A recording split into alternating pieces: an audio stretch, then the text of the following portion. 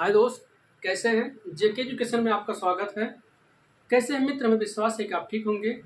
मित्र, आज आपको इस चैनल पर आज से संस्कृत की क्लासेस मिलेंगी। जैसे कि जो सभी एग्जाम में जो शिक्षक भर्ती हो गया, सब में संस्कृत की सिलेबस दिए जाते हैं, जो पूछे जाते हैं, उसकी क्लासेस आज आपको इस चैनल पर मिलेगी। आप इंग्लिश वाले सर को, अभिषेक तिवारी सर को पहचानते ही हैं। ये सर आपको संस्कृत सरल से सरल भाषा में आपको पढ़ाएंगे। इतना सरल भाषा में पढ़ाएंगे, आप विश्वास करिए कि जब आप पेपर में जब पीरियड आप सॉल्व करेंगे, आपको ऐसा लगेगा कि लाइन बाई लाइन क्वेश्चन जो है इन्हीं सिलेबस, इन्हीं के नोट्स से मिल रहे हैं। आप विश्वास करिए कि जब आप, जैसे मान लीजिए सीटेट हो गया, सीटेट में जो संस्कृत है, गद्यांश पद्यांश को जो क्वेश्चन आते हैं, संज्ञा सर्वनाम विशेषण संस्कृत के पैराग्राफ के क्वेश्चन सॉल्व करोगे, आपको लगेगा ट्रिक बेस पे 1 सेकंड में आपका प्रत्यय खत्म होगा, 1 सेकंड में आपका उपसर्ग खत्म होगा, संधि आप चुटकियों में सॉल्व कर देंगे। आप विश्वास करिए। और इंग्लिश वाले सर जो संस्कृत पढ़ाएंगे, आप विश्वास करिए, आपको इतने सरल से सरल शब्दों में संस्कृत पढ़ाई जाएगी कि आप कहेंगे कि हम इसी चैनल से पढ़ेंगे। ठीक है। बाकी देखिए, सिलेबस आपको दिखा दीजिए। अभी सर जो है सिलेबस से परिचय कराएंगे आपको, और आपको कंटिन्यू क्लास आपको इस चैनल पे मिलेगा। और चैनल को सब्सक्राइब करिएगा, शेयर करिएगा, और वीडियो अच्छा लगे लाइक करिएगा। जो चीज़ आपको ना समझ में आए, आप जो है कमेंट करिएगा, आपको पूरा 100% समझाने की पूरी कोशिश की जाएगी। आइए आपसे बात करते हैं। अभिषेक सर, बात करिए सर। नमः संस्कृताय मित्रों।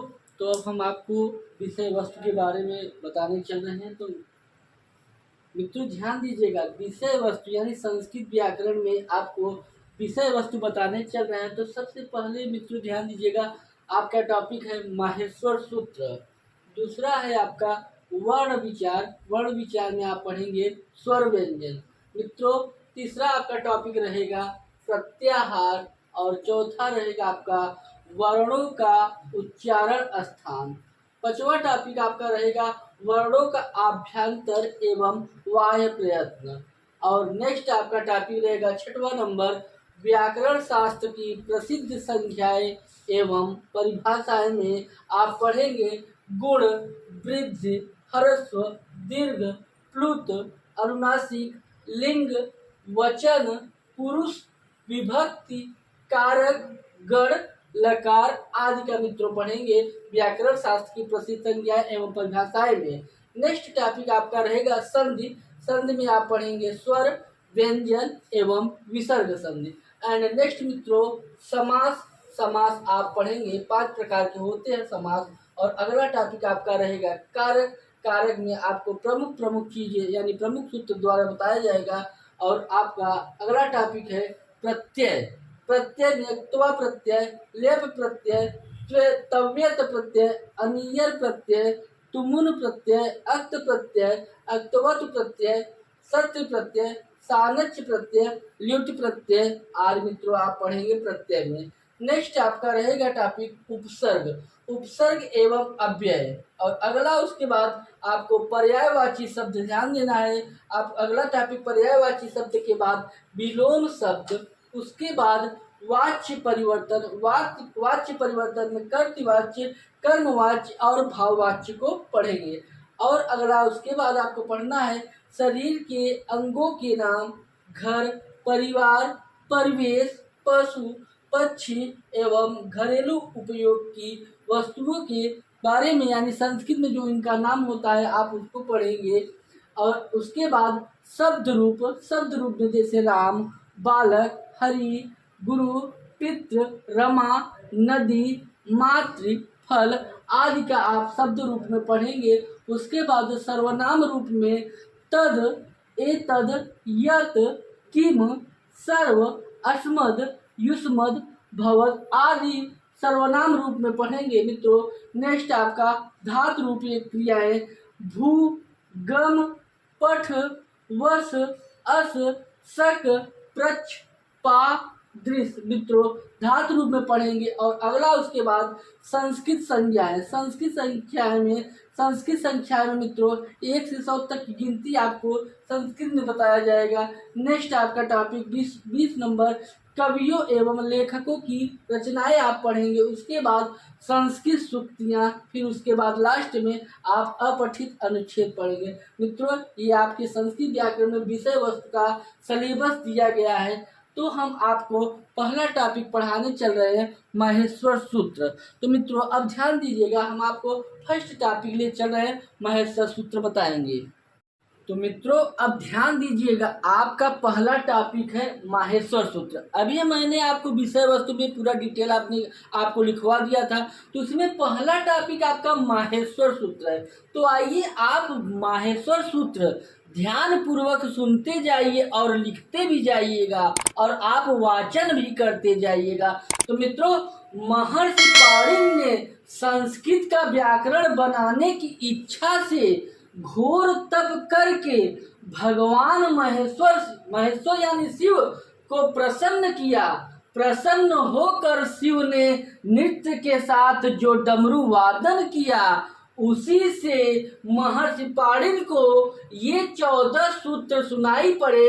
भगवान महेश्वर के डमरू से उत्पन्न होने के कारण इन्हें माहेश्वर सूत्र कहा जाता है। तो मित्रों जो 14 सूत्र सुनाई पड़ी, तो अब आप ध्यान पूर्वक सुनिएगा। भगवान महेश्वर के डमरू से उत्पन्न होने के कारण इन्हें माहेश्वर सूत्र कहा जाता है। तो मित्रों अब आप भी हमारे साथ वाचन करते जाइएगा, जहां भी है आप बोलते जाइएगा। नेतावसाने नटराज राजो ननाद ढक्काम नव पंचवारम। मित्रों आप भी बोलते जाइएगा, जहां भी है आप भी वाचन करते रहिएगा। नेतावसाने नटराज राजो ननाद ढक्काम नव पंचवारम। और धातु काम सनकादि सिद्धांत एतद्विमर्शे शिव सूत्र जालम। और धातु काम सनकादि सिद्धांत एतद्विमर्शे शिव सूत्र जालम।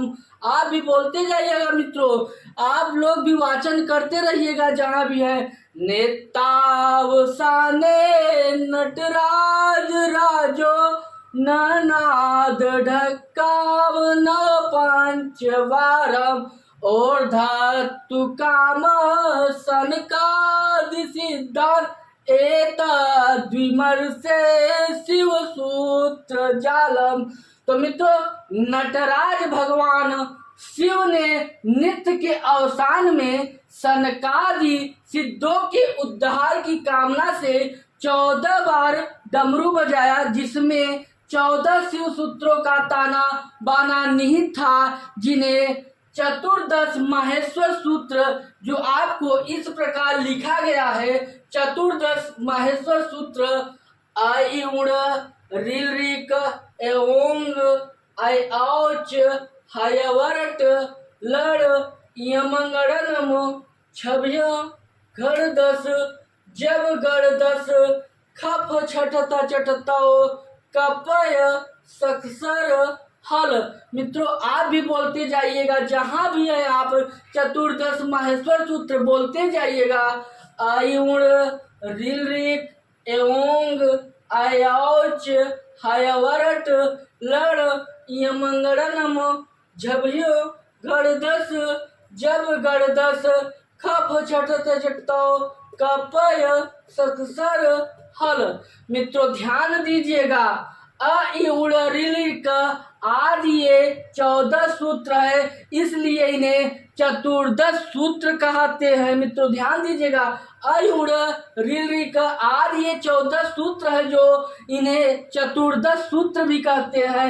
इन्हीं सूत्रों से मित्रों प्रत्याहार बनाए जाते हैं, अतः इन्हें प्रत्याहार सूत्र भी कहते हैं। ध्यान दीजिएगा, ये सब विशेष नोट्स है, आप इनको भगवान शिव के डमरू से निकलकर पाणिनि को प्राप्त हुए हैं, अतः इन्हें शिव सूत्र या माहेश्वर सूत्र भी कहते हैं। इन सूत्रों से संस्कृत वर्णमाला है, अतः इन्हें वर्ण समानाएं भी कहते हैं। मित्रों ये ध्यान दीजिएगा, मोस्ट इम्पॉर्टेंट है यानी महत्वपूर्ण, ये आप ध्यान दीजिएगा, महत्वपूर्ण तथ्य।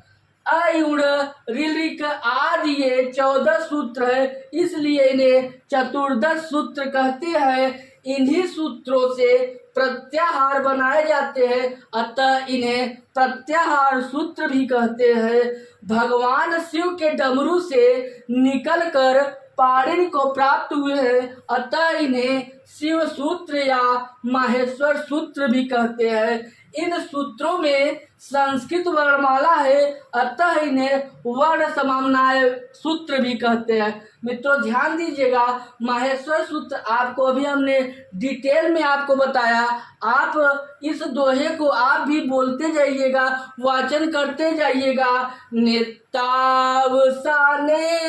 नटराज राजो ननाद ढक्काव नव पंचवारम ऊर्धतु काम सनकादि सिद्धार्थ एतद्विमर्शे शिव सूत्र जालम।